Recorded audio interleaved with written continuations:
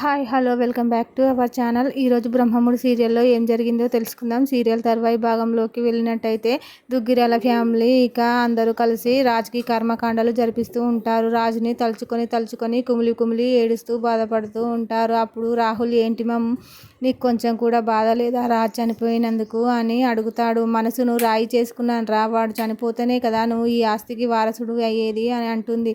పూజారి మంత్రాలు విన్న కావ్య గదిలో నుంచి లేచి బయటికి వస్తుంది. ఇక రాజ్కి జరిపిస్తున్న కర్మకాండలు చూసి ఆపండి అని గట్టిగా అరుస్తుంది. ఏం చేస్తున్నారు మామయ్య మీరు అనడంతో, నా కొడుకు నాకు దూరం అయ్యాడు, జరగాల్సిన కార్యక్రమాలు చేస్తున్నాను అని అంటాడు. బతికి ఉన్న వారికి కర్మకాండలు జరిపించడం ఏంటి మామయ్య, అత్తయ్య మీరైనా చెప్పండి అనడంతో, మాట వినను అని కావ్య ఏడుస్తూ ఉంటుంది. అపర్ణ, మా ఆయన బతికే ఉన్నాడా ఆంటీ, ఎవరు నమ్మడం లేదేంటి అని కావ్య అంటుంది. కావ్యని లోపలికి తీసుకొని వెళ్ళండి అని రుద్రాని అంటుంది. అప్పుడు స్వప్న, అప్పు లోపలికి వెళ్దాం పదక్క అనడంతో చెల్లెలపై సీరియస్ అవుతుంది కావ్య. ఎవ్వరు చెప్పినా వినిపించుకోకుండా నా భర్త బతికే ఉన్నాడు, నా మాట ఎందుకు నమ్మడం లేదు అని గట్టిగా అరుస్తుంది. నా మాట విను కావ్య అని ధాన్యలక్ష్మి అనడంతో, నా మీద కసి ఉంటే వేరేలా తీర్చుకోండి, కానీ నా పసుపు కుంకాలు చెరిపే హక్కు మీకు లేదు అని ఏడుస్తుంది కావ్య. నా మాట విను కావ్య, నీకు పసుపు కుంకాలు లేవనుకో అని అంటుంది అపర్ణ.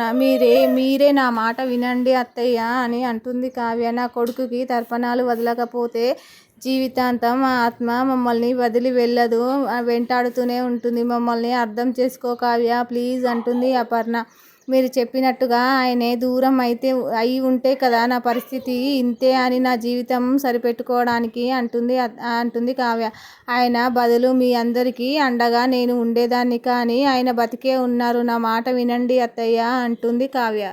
అప్పుడు కావ్య బాధని చూసిన ఏం అత్తయ్య ఇది, ఏం చెయ్యాలి అని అడుగుతుంది అపర్ణ. నాకు ఏమీ అర్థం కావడం లేదు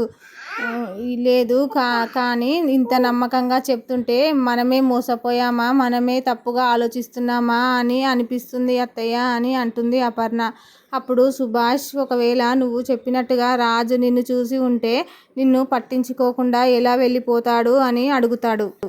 ఇక కావ్యను ఎవరైనా వెంటనే హాస్పిటల్లో చేర్పించండి అనడంతో, మీరందరూ కలిసి నన్ను పిచ్చిదాన్ని చేయాలని చూస్తున్నారా అంటుంది కోపంగా కావ్య. అక్కడ ఉన్న సామాన్లన్నీ విసిరి పారేస్తుంది. అప్పుడు కావ్య ప్రవర్తనకు ఇంట్లో అందరూ షాక్ అవుతారు. రాజు ఫోటో మనస్సుకు హత్తుకొని కుమిలి కుమిలి ఏడుస్తూ ఉంటుంది కావ్య. ఏదో ఒకరోజు ఆయన తిరిగి వస్తాడు అని చెప్పి వెళ్ళిపోతుంది కావ్య. ఇక మరోవైపు రాజ్ కావ్యను కాపాడిన విషయం గురించి పదే పదే తలుచుకునే ఆలోచిస్తూ ఉన్న విషయం గురించి యామిని తల్లిదండ్రులతో మాట్లాడుతుంది. ఫ్రస్ట్రేషన్ అవుతూ ఉంటుంది.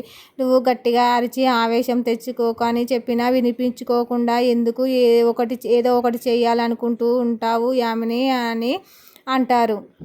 తర్వాత అప్పు కావ్య కోసం కేసును రీఓపెన్ చేయిస్తానని చెప్తుంది. ఆస్తిని సొంతం చేసుకునేందుకు కావ్య అడ్డును